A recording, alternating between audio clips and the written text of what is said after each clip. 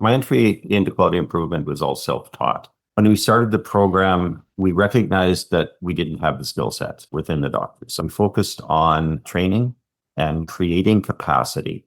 We've done, I think, an outstanding job of creating capacity, and now we're trying to make the transition from creating capacity to actually using the capacity that we've created.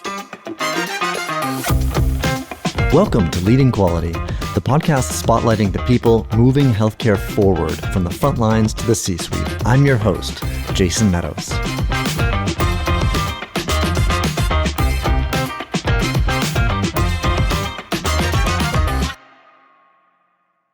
Today's guest is Dr. Curt Smecher, a retired anesthesiologist and one of the original architects of physician quality improvement in British Columbia, also known as PQI. If you've ever tried to move QI from a slide deck into day-to-day practice, you know it takes more than enthusiasm. Curt helped design a program that gave physicians practical training and protected time to use it. So improvement work wasn't just something squeezed in after hours. What I appreciate about Curt is the way he leads without fanfare. Clear governance so good ideas don't stall. Shared ownership instead of top-down edicts. And a steady focus on outcomes that matter at the bedside. His colleagues affectionately call him Papa QI. But the real story is a decade of careful, repeatable moves that allowed a small pilot to grow across the province. I wanted him on the show because his approach is both humble and high impact. We're going to trace the early days of PQI, the decisions that helped it scale, and the leadership habits any organization can borrow, whether you're starting on one ward or trying to shift an entire health system. Curt, welcome to the show. Thank you. And before we get too deep into it, do you mind if I call you Curt for this conversation? Oh, please go ahead. Very good. So you've done a lot in quality improvement in British Columbia. I'm curious to know how you got started, both in terms of your backstory as an anesthesiologist and what sparked your interest from clinical work into quality improvement. So I was a late entry into medicine. I've had a number of careers in the past, including marine biologist, computer scientist. I did operations research. My interest in quality improvement started back in about 1980, while I was still in industry. And that's about the time that Deming came to notice in North America. Through that period, I was doing my work in IT and applied some of those principles. When I switched over into medicine, 1992, and it was my first day in medical school, my attention was somewhat diverted.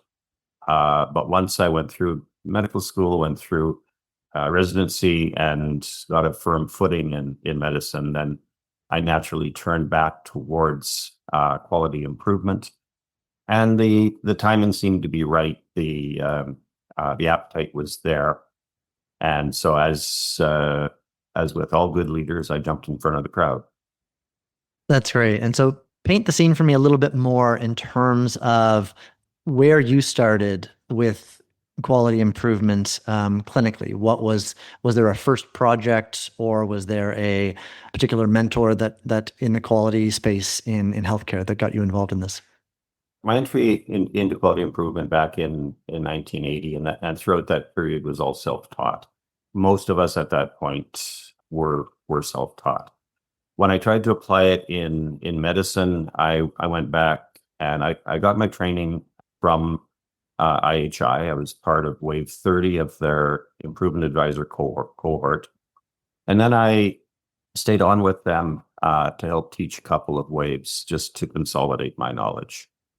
So my mentors at that point were most of the principles involved in quality improvement at IHI, and I still keep up to date with them and very much appreciate their input and leadership. Once we got back to working in Canada, doctors of BC here had an interest in having physicians engaged in improving the system. They didn't have a lot of knowledge around quality improvement. or exactly what it was that would make this successful. And so, to a large extent, I was in the right place at the right time. 2014, Dr. Jan Korner presented some information about having a physician compact that I kind of took him to task for, just because I felt there was a power imbalance there, and suggested that the common ground between the administration and the physicians was actually quality improvement.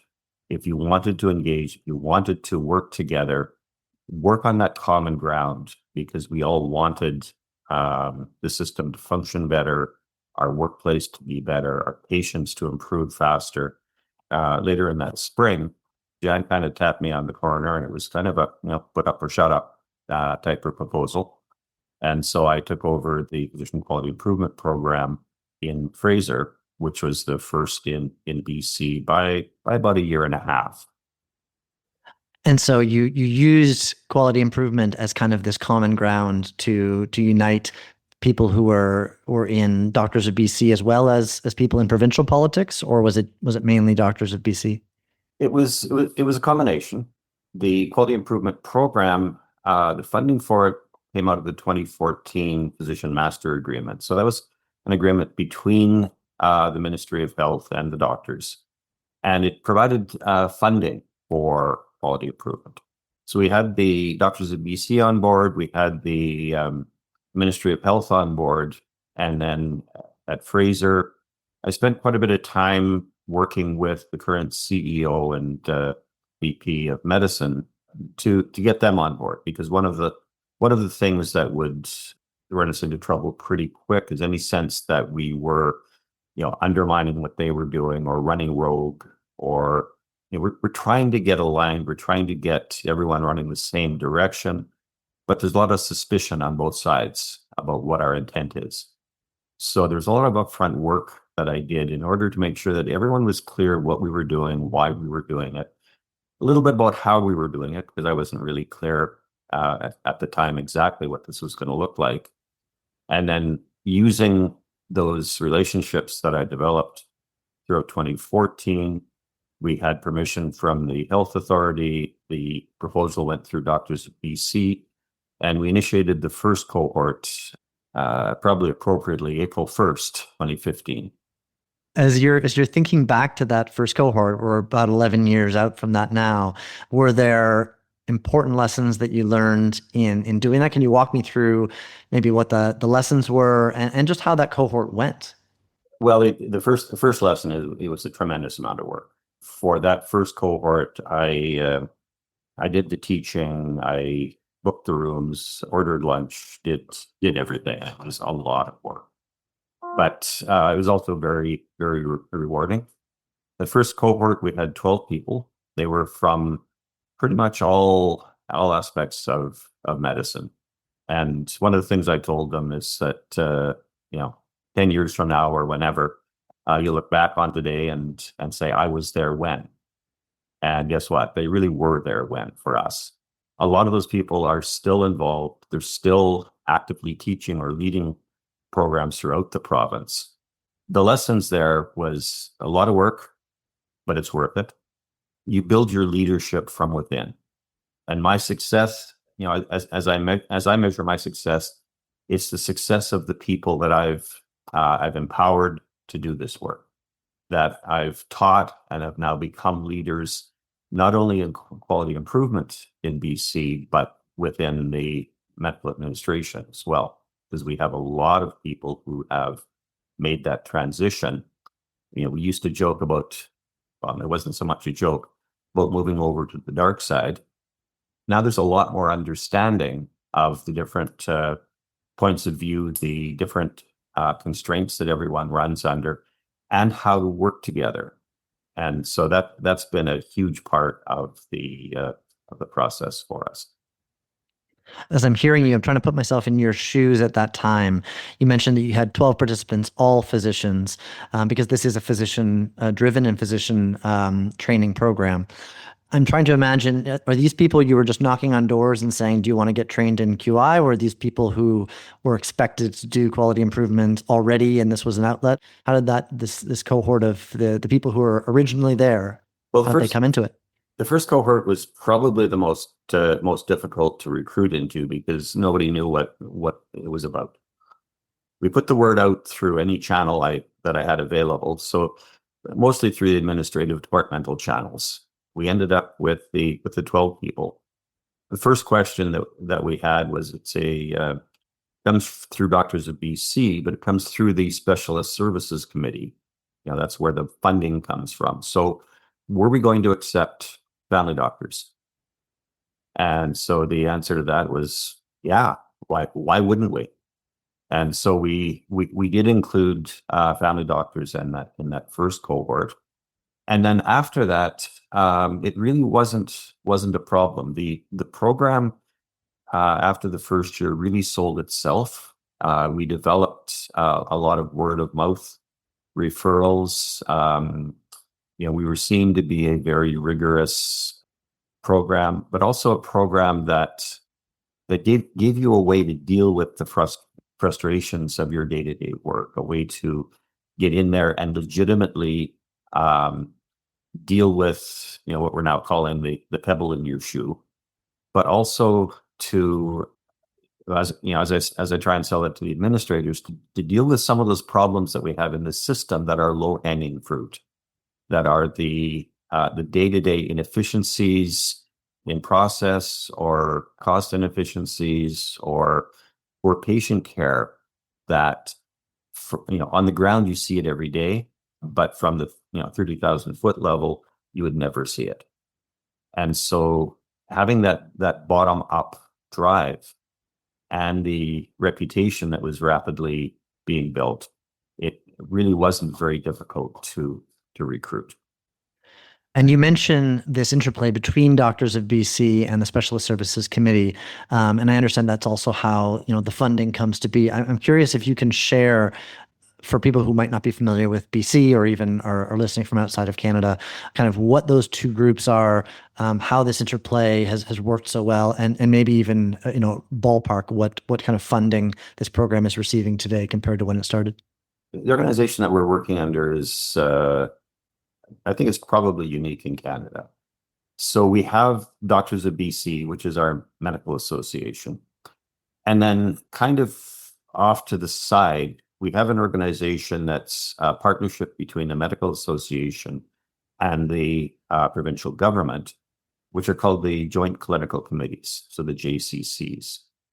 Under the JCCs, it's split into family practice, specialists, shared care, which is kind of a transition between the two, and rural. So we have the four different groups represented there. Each of them has their own funding, and each of them is governed through a joint set of committees that is half Doctors of BC, and half ministry people, so that we keep that coordinated. And so that keeps us all aware of what's going on and aligned and legitimizes the work that we're trying to do. Oh, and you mentioned budget. The budget that we have it lies somewhere between $10 and $18 million over the years for every year. But remember, it's a provincial program, so $100,000 doesn't go very far. So we run 10 to $18 million in the budget. Certainly no small feat in the context of finding that the spare change to within a provincial healthcare budget to be able to deliver something like this. And I can imagine there might have been some skepticism initially, as you said, as you kind of alluded to before, on what it is you were doing and what the ROI might be. We still have those issues because when we started the program, we recognized that we didn't have the skill set within the doctors. So I had the technical skill set that I brought back from IHI and the ability to teach it, but within the province there really wasn't anyone that was trained in quality improvement. So to take on quality improvement projects was going to be a problem. So the beginning of the program, we focused on training and we focused on creating capacity. And we've done, I think, an outstanding job of creating capacity. And now we're trying to make the transition from creating capacity to actually using the capacity that we've created. Part of our problem, again, we're quite unique in this, is that most QI programs are top down. And you'll hear it said very often that if you want to start a QI program, the first thing you have to do is you have to get the CEO or the administrators in line and then take it down to the shop floor. We did exactly the opposite. We felt that the physicians were ready, but the administrators were not. We created the program in the opposite direction. We created it from the bottom up. It gave us the ability to do the training. It gave us the ability to make local change, and we, I think we had some really good successes in that. But when the scope of change that you're able to make is limited to the scope of single physicians, you don't see those really big system level improvements that you really want. So now what we're trying to do is we're trying to make that transition so that we have a balance between the bottom up, the low hanging fruit, and the top down for the higher system impact. And I think if we can get that balance going, then we really have something to showcase. Yeah, and this, it sounds like something that started really as an initial seed with this first cohort back in 2014 that has now grown into a province-wide movement. And I meet people, a lot of people at the IHI, and certainly the Canadian cohort is heavily represented by British Columbians. What kind of key governance decisions do you think were pivotal in getting from that local pilot to a province-wide program? And then I can also imagine that this had a kind of a grassroots energy as you're talking about this coming from the bottom up. And I'm curious if it has been a struggle to maintain the grassroots energy as it's gotten bigger. Yeah, I think grassroots energy is still there, but the governance structure that we've set up, I think, is really important. So to be honest, I really didn't expect the program to survive as well as it has. So some of the structure is guerrilla structure. It's if you create a monolithic governance structure, it's easy to attack and destroy. If you create a distributed governance structure, then if one arm of that runs into trouble or gets cut off for whatever reason, the program itself can still exist. So we created a governance structure that was focused in 6 different areas for the 6 different health authorities. 5 of the health authorities are geographic, and one of them is province-wide, looking after things like cancer agency and that type of thing. So each of those has their own steering committee.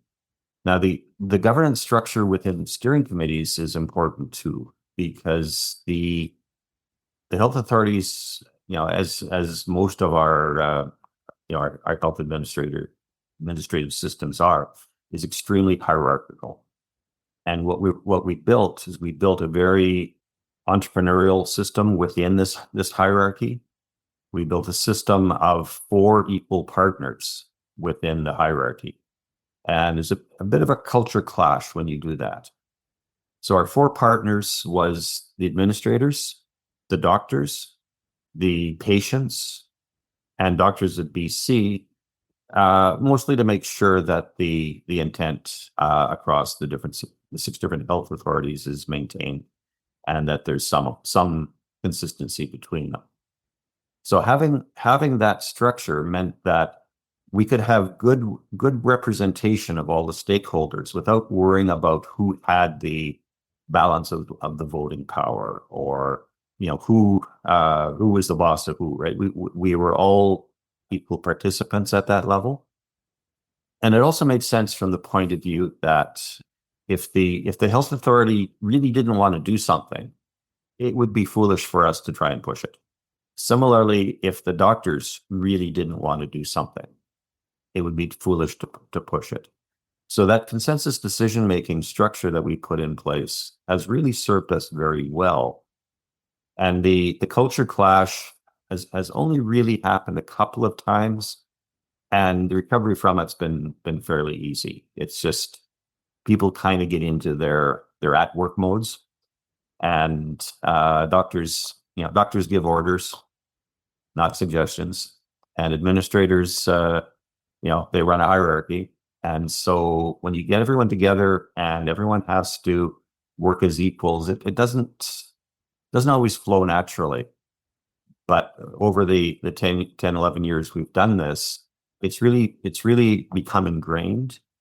And we've recently had a situation where everyone kind of got together and fought to maintain it, because we had an incident where around budgeting, that people weren't consulted, and that has become such an ingrained part of our culture that people just weren't having it, and we got back to consulting all parties. So it's not just a cultural, or I'm sorry, it's not just a technical quality improvement program. It's a very big culture change that we've put in place as well. And it sounds like the structure, right? The way that you've organized these steering committees, the way that this is an intentional collaboration between doctors of BC and the specialist steering committee, all of these kind of meta aspects, all these structural aspects are perhaps as important as the training itself, as the projects themselves. Yeah, very, very much so. It's that cultural aspect, but also the patients, right? So I back 11 years ago when we put this in place, the idea of bringing patients into structures like this was questioned. People didn't understand why you would do that. We're doctors, we know what the patients need, or we're administrators, we'll tell them what they need. We brought patients in as full partners. So one of my first patient partners joked that the first day she met me, I handed her a stack of textbooks and told her to get to work, because she was a full partner. We've had conversations about why would you have patients involved in the budgeting of the program? Well, that's the same question. Why would you have doctors involved? Most of our patients know more about budgeting than our doctors do. So in all aspects of the program, the patients are full partners. And that's really important to the culture of what we've built. And it's expanded, right? Once you get these things in place and people see them work, they want to push them out to other areas. Yeah. And so I'm hearing this theme of reducing hierarchies and doing so very intentionally. And I'm imagining, as this program is growing, you have more physicians getting trained. Each of those physicians works in their own context, whether it's their own, family clinic, whether it's a hospital, whether it's some kind of group practice. And those structures themselves have hierarchies where physicians are often seen as being at the top of some of those structures, or certainly in a bigger role of authority. Was there work that had to happen for this to work also at that local level, so that physicians were aware of perhaps being inclusive or intentionally reducing hierarchies within their own project teams? Yeah, so we've been very clear right from the start that quality improvement is a team sport. That you can't do it by yourself. You need to have those different perspectives. Every team has a leader, and often that leader will be a physician, not always. But if physician is not a leader, the physician will be involved in the leadership in some way. When we started, there were a few tenets that we adhere to. One is that physicians do want to make a difference. They do want to make the system work better. That the physicians will engage, but only from a position of strength. If they don't know how this works or what's happening or whatever, they will find something else to do with their time where they feel they can contribute more. So they needed to have that position of strength. That the quality improvement is a team sport, and that everyone had to be involved. and not involved just in doing the work, but involved in all aspects of it. I have a couple of T-shirts I call my medical administration T-shirts. One of them says the floggings will continue until morale improves, and another one says teamwork, a whole bunch of people doing what I say. So we try and make sure that people understand that teamwork involves respecting others' knowledge, their perspectives, and working together more in that flat structure. And I think that comes across not so much because of what we say, but because of how we demonstrate it. And creating those steering committees of 4 equal partners, I think is a really good demonstration of that. And then we apply it in different aspects of what we do as well, where the teaching is teaching by example, especially for a lot of the cultural stuff. Yeah, and you alluded to this a bit earlier, but this idea of building capability, and then from there leveraging the capability that you've built at scale. So training is certainly one thing. It's quite another to have protected time after the training is over, or to leverage your skills in new ways, perhaps form new collaborations that exist outside of the program, but maybe with other graduates of the program. How are you thinking about this leveraging of this huge cohort of 1,600 physicians who have been trained under PQI?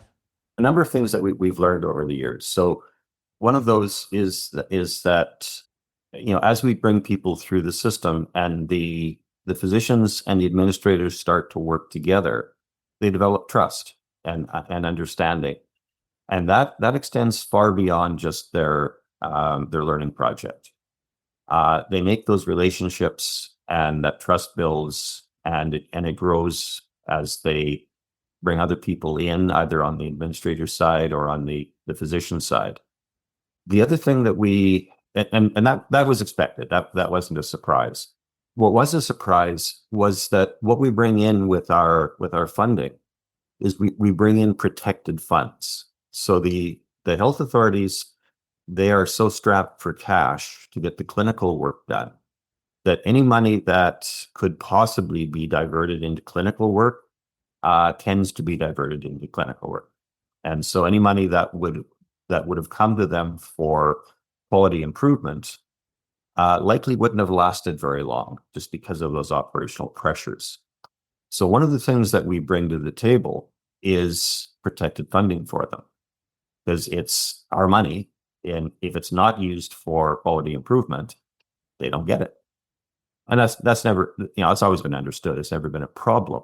But having those protected funds and having this protected workforce is important, because we pay, we don't pay as well as clinical work does, but we pay enough to take the bite out of it.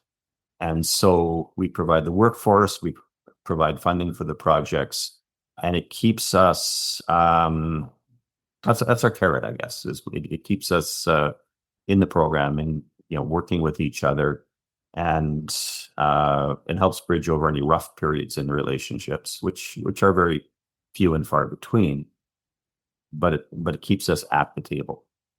I read a research report that was looking at the impact of PQI, and this is, I think, about 3-4 years ago that this was put out. And one of the things that caught my eye was they commented specifically on how PQI has impacted the quadruple aim as defined by the IHI, and within that, they comment on improved physician experience, which we know is one of these 4 aims. And in an era where moral injury and burnout seems to be one of the highest, the most talked about priorities and the most urgent priorities in our healthcare workforce, how do you think PQI has impacted physician well-being and perhaps rippling even further to others who have participated through these projects? One of the things that we did a number of years ago, quite a few years ago, Doctors of BC started to do an engagement survey of all physicians in the province. So for PQI, we took some of the questions that they'd been using and gave them to our cohorts. And the difference between physicians as a whole and our physicians were about 40% more engaged, or 40% more engaged than the physicians as a whole. So it gave them, feelings that they were making a difference, that they had say in their own destiny, and they had some autonomy within the system. They knew who to talk to and how to approach these issues, rather than just being a victim. And so that has had a huge effect, and we see it all the time. It also means that they're not afraid to speak up, and then when they speak up with some knowledge of their audience. And we all know that if you're doing a presentation, the first thing you need to consider is your audience and what's important to them. So now when they make any presentations, even if it's just an elevator pitch, they know who they're talking to and what's important to them and how to phrase it. Yeah, I'm hearing, as you're saying this, I'm hearing some of these themes that I've also encountered, for example, through the IHI's Joy in Work framework, where you're giving people more choice and autonomy over the work that they do. You're giving them the ability to actually influence how the work goes, and that can be, a big boost to how they feel, their kind of their outlook for how this work is going to go for them. One of the things that comes up fairly often is the joy in work, and joy in work was always it was always one of the goals, I think, of the triple aim, but it was a derivative, and then it worked its way from triple aim to the quadruple aim, and there was some resistance to it because there was a feeling that it was self-serving, and that if you push too hard on it, especially in political circles, it just comes across self-serving. But it's always been there as a derivative. So we talk about the moral injury, we talk about the autonomy, the ability to affect your environment as being a big part of joy in work. But that's all part of the tripling. So yes, that fourth point there, the joy in work, is important.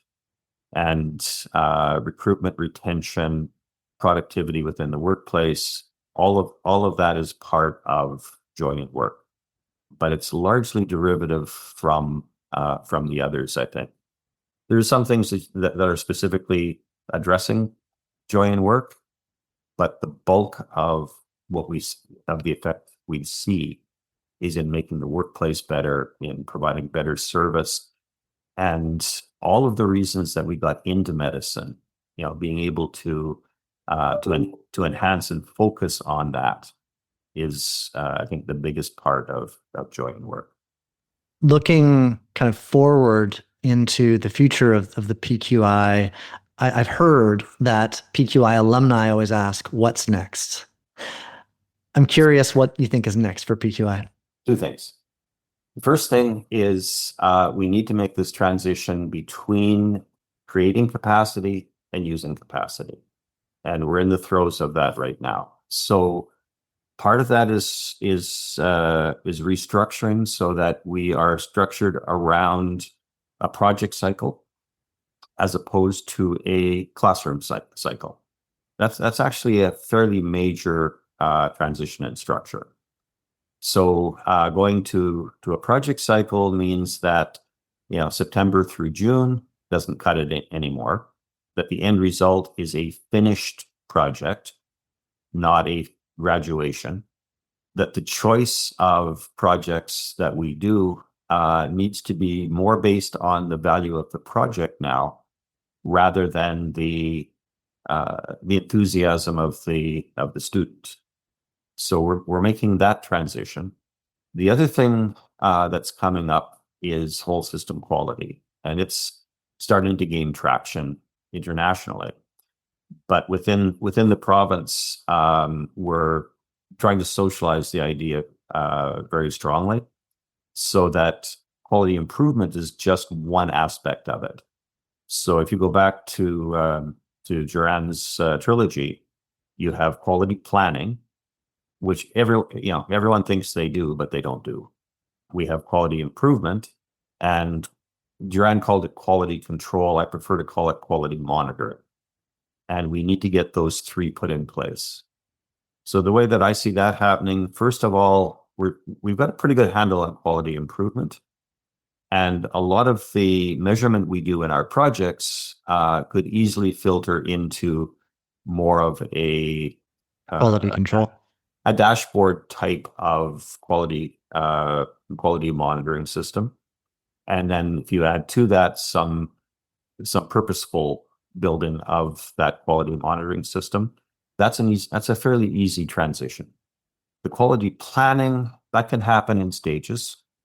The elephant in the room for a lot of this is always just the system flow, and how do we make the system work better, patient flow in particular. What we often end up doing, I characterize as a game of whack-a-mole. Today the hot button is time specialist consult in the emerge. So you whack that mole, and up pops something else. There's no beds to move them into, so you whack that one. Probably whack that one every day right now, and then something else pops up, and it's access to radiology, or whatever it is. There's always something there that's a bottleneck. So looking at system planning in terms of where are the real bottlenecks to the overall flow within the system, where are you going to get the biggest bang for the buck, I guess, if in solving problems, and not just shift the queues around, shift the bottlenecks from one thing to another. And so that's something that we're actively talking about. So it's going to be a much larger task to actually get it working within the province. That's more of a 10-year plan for us, I think. Yeah, it sounds like the ideas are all there, and it'll take a little while to percolate and to solidify a lot of the partnerships there. Well, it also, the partnerships is a big thing, because when you work at that level in the system, you've got to have those partnerships.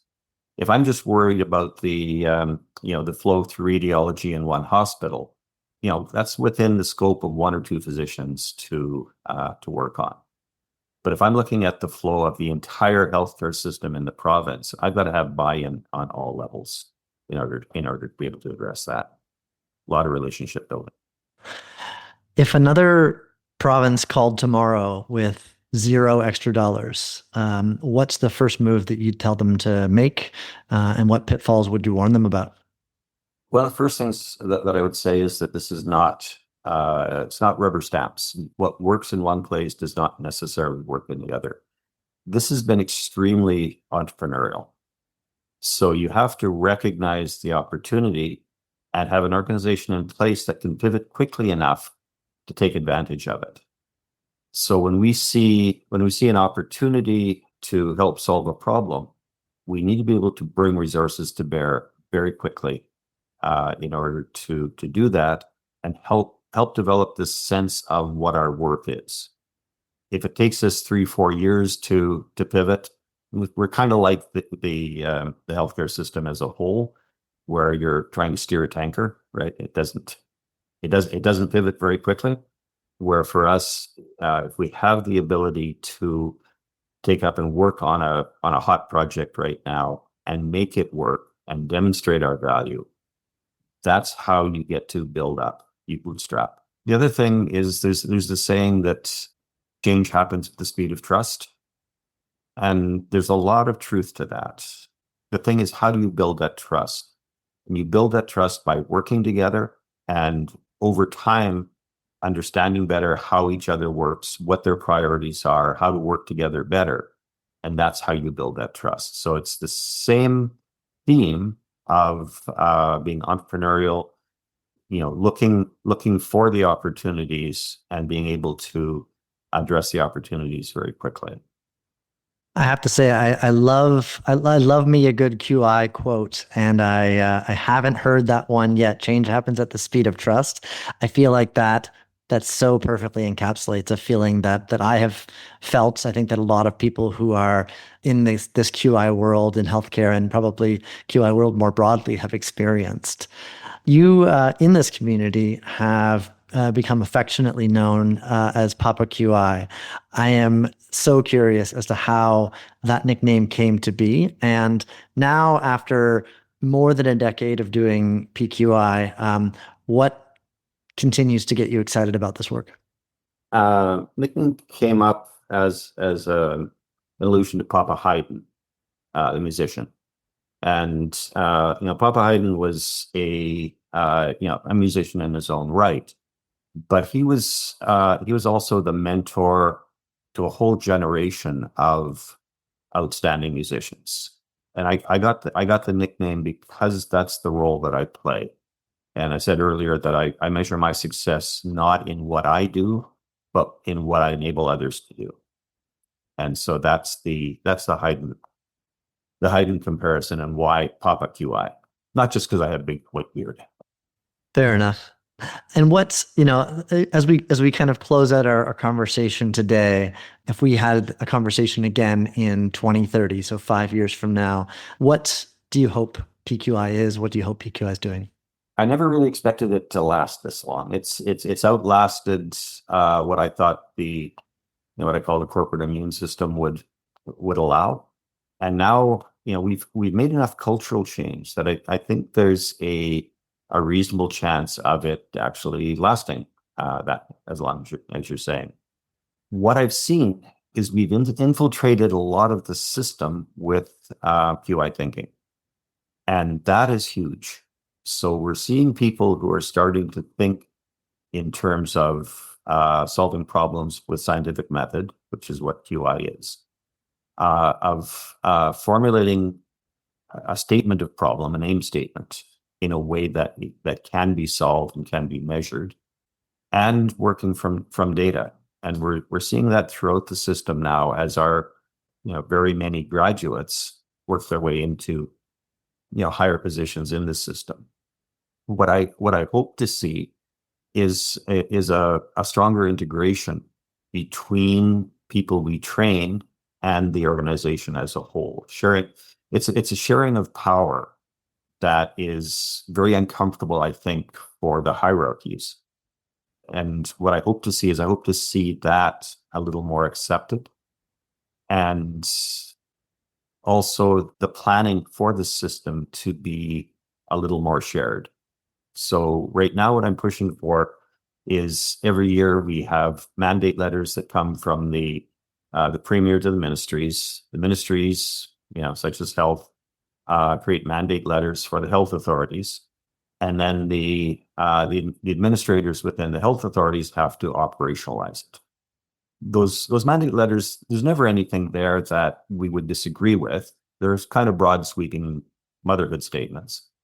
Where I think we could be of a lot of value initially is in operationalizing those mandate letters, because the people who are told this is what you're going to do this year, they don't have that knowledge of how things work on the floor. And so to get the doctors involved in that, to get the other stakeholders involved in that, in more of a QI process, to operationalize those mandates, I think has a lot of potential to enhance those relationships, to make the yearly work more feasible, and to start to build towards more of a quality planning type of structure. Yeah, it sounds like going further upstream to affect things at a broader systems level. Always, yes. Yeah, So, I love that. I mean, I think that's a great place to end our conversation today. Dr. Curt Smecher, Curt, I really appreciate you taking the time. I don't know if you're much of a social media guy. I usually, allow people to say where they can find you or find more about you. Is that just tapping you on the shoulder at IHI, or where could people find out more about you and about PQI? yeah, I'm not much of a social media guy, but I am very happy to talk to people very generally. So send me an email, give me a call, tap me on the shoulder at IHI.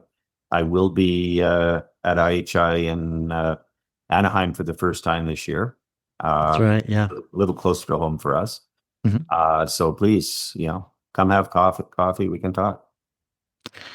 Very good. Well, again, thank you so much, Curt. I really do appreciate the conversation and you telling us more about your own journey and about PQI. So thanks for joining me on Leading Quality today. Thanks so much for listening to today's episode of Leading Quality. If you enjoyed the show, please take a moment to like, subscribe, and share it with someone who might find it useful. You can find all our episodes at leadingquality.buzzsprout.com or in your favorite podcast app. The show was written and hosted by me, Jason Meadows, edited by Milan Milosavljevic, and produced by Thrive Healthcare Improvement. See you next time.